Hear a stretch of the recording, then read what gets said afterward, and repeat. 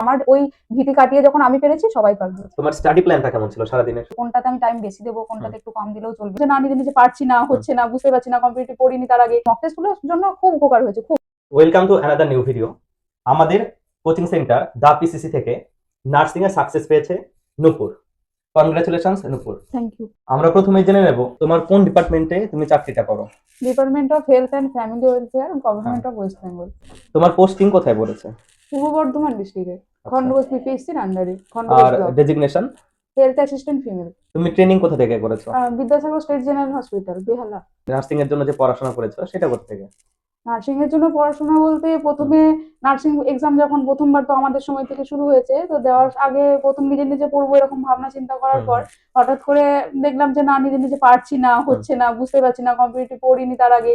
এবার হঠাৎ করে আমি এই দা পিসিসি কোচিং সেন্টারটার খবর জানতে পারি, তারপর এখানে আসি, এখানে পড়া শুরু করি। এখানে দাদা বা আরো যে প্রত্যেকটা টিচার রয়েছেন এখানে, প্রত্যেকে খুব ভালোভাবে পড়িয়েছেন, মানে আমাকে জানিয়েছেন যে কিভাবে পড়তে হবে। শুধু মানে বই নিয়ে বসে থাকলেই যে কম্পিটিটিভ পাবো না আমি, সেটা ওরা খুব ভালোভাবে আমাকে বুঝিয়েছেন। আর প্রত্যেকটা মানে মক টেস্ট বলুন, তারপর যখন যে জায়গায় মানে অসুবিধা হয়েছে, তখন যখন ফোন করেছি তখন পেয়েছি আমরা। তুমি যখন এই কোচিং সেন্টারে পড়তে আসলে তখন কি তোমার বেসিকটা ক্লিয়ার ছিল?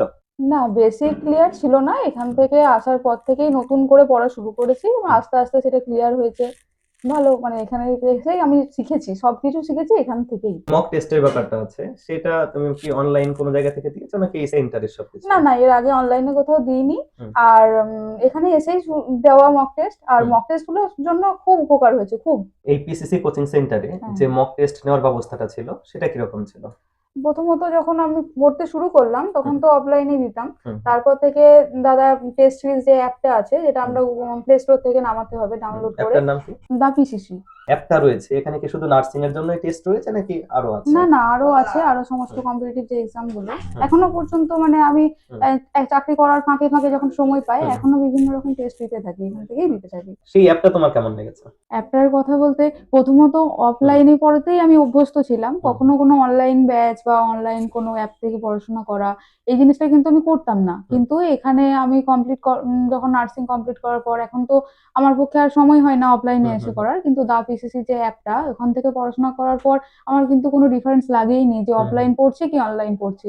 এখানে অনলাইনে পড়লেও অফলাইন ব্যাচের থেকে কোনো কিছু খামতি হয় না, সবকিছু হেল্প এখান থেকে পাওয়া যায়। আমি নিজে পছন্দ করি অ্যাপটা, এখনো পড়াশোনা করছি। আশা করি আরো কিছু ভালো করতে পারবো অ্যাপ থেকে পড়াশোনা করে। যাদের বাড়ি কাছে, মানে যেমন আমাদের কোচিং হ্যাঁ, সেন্টারে হ্যাঁ, কৃষ্ণনগরের বাড়ি কাছে বা কৃষ্ণনগরের মধ্যে, তারা তো নয় আসতে পারলো, হ্যাঁ। কিন্তু যারা আসতে পারবে না দূরে, তো তারা যদি ইউটিউবে যে চ্যানেল আছে দা পিসিসি বলে, সেইখান থেকে পড়লে তারা কতটা কিভাবে উপকৃত হতে পারবে? তো আমার মনে হয় যে পিসিসি যে অ্যাপটা রয়েছে এটা থেকে পড়লে তার অনেকাংশ উপকৃত হবে।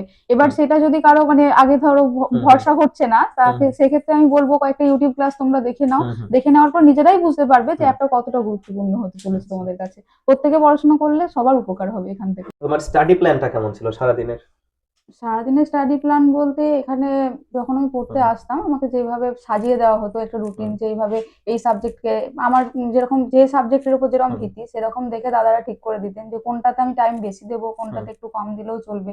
তো সেইভাবে যেরকম ভাবে সাজিয়ে দিতেন সেভাবেই পড়তাম। আর এখান থেকে যে সমস্ত নোটস দেওয়া হতো বা যেভাবে পড়ানো হতো সেগুলোকেই ফলো করতে থাকতাম। যারা নার্সিং এর জন্য প্রিপারেশন নিচ্ছে বা ভবিষ্যতে নেবে, তাদের জন্য কিছু তোমার যদি বলার থাকে? হ্যাঁ, এবার অনেকেরই এখন ইচ্ছা আছে যে নার্স হবে বা নার্সিং প্রফেশনে যেতে চাইছে, সে এনএম হোক বা জিএনএম যাই হোক না কেন। তো তাদের যদি ইচ্ছা থাকে বা কেউ হয়তো বুঝতে পারছো না এখন যে কিভাবে পড়বে তোমরা, অবশ্যই চোখ বন্ধ করে এই দাদার কাছে আসো। তাহলে অবশ্যই আমি এটুকু ভরসা রেখে বলতে পারি আমার ওই ভীতি কাটিয়ে যখন আমি পেরেছি সবাই পারবে। আর একটা যে জিনিস থাকে যে নার্সিং এর পরীক্ষায় তো সায়েন্সটা বেশি, সায়েন্সই সব, তো অনেকে আর্টসের স্টুডেন্ট থাকে, তারা ভয় পায়, তো সেটা কি করে ভয়টা কাটাবে? না, ভয়ের কোনো জায়গাই নেই। এখানে তো একদম প্রথম থেকে শুরু হয়, মানে একদম বেসিক থেকে ক্লিয়ার করা শুরু হয়। এখানে ভয়ের কোনো জায়গাই নেই।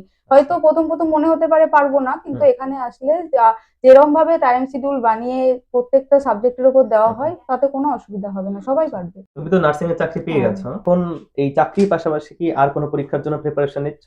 হ্যাঁ, নিচ্ছি, মানে অফলাইনে এসে তো আর সম্ভব হয় না, কিন্তু অনলাইনে যখন সময় পাই তখন তো পড়তে থাকি অনলাইন দাদা। কিভাবে পড়ছো সেটা? ওই দাদার যে অ্যাপটা রয়েছে দা পিসিসি, ওখান থেকেই আমি অনলাইনে পড়াশোনা করছি, পরবর্তী ক্ষেত্রে যদি কোনো ভালো এক্সামে হুম। ক্র্যাক করতে পারি। সেখানে যে দাদা পড়াচ্ছে অনলাইনে, সেটা কোন কোন চাকরির জন্য পড়াচ্ছে? এখানে কেন্দ্রীয় সরকারের বিভিন্ন চাকরি, রেল, হুম। যেটা বেসিস করে এখানে মানে রেল যদি কারো গুরুত্ব দেওয়া ভরসা হচ্ছে। হয়, মানে হুম। যদি রেলে চাকরি করার স্বপ্ন হয়, তাহলে হুম। এখানে চোখ বন্ধ করে সে পড়তে পারে। আর আচ্ছা। তাছাড়া রাজ্য সরকারের বিভিন্ন যে পরীক্ষাগুলো হয় সেগুলোর জন্য কোচিং করানো হয়। তোমার আগাম ভবিষ্যৎ জীবনের জন্য অনেক শুভকামনা রইল। ধন্যবাদ।